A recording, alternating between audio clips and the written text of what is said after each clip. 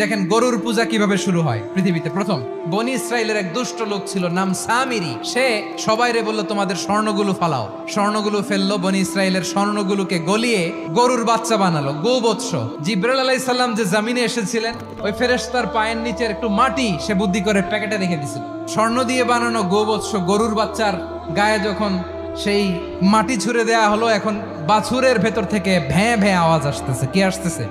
সবাই তো অবাক। সামিরি বলে, আরে তোমরা যে 70 জন দিয়ে মুসা আলাইহিস সালাম রে পাঠাইছো ওইদিকে, এত ঘুরতেছে, আল্লাহরে খুঁজে পায় না, আল্লাহ তো এটার ভিতরে ঢুকছে। নাউজুবিল্লাহ, এটার ভিতরে সেজদা দাও। এই সেজদা দিয়ে গেল। হারুন আলাইহিস সালাম তাদেরকে বুঝালেন, শিরক করো না, আল্লাহরে ভয় করো। শুধু এতটুকুই তিনি বুঝালেন, দাওয়াতি কাজ পালন করলেন, কিন্তু প্রতিরোধ করেন নাই। এই ঘটনা থেকে শিক্ষা কি? শিক্ষা হচ্ছে আপনি শিরকের আড্ডাখানা দেখলেও বৃহৎ স্বার্থে তাওহীদের দাওয়াত দিবেন, প্রয়োজনে আপনি ঐক্য নষ্ট করবেন না। সুবহানাল্লাহ পড়বেন না?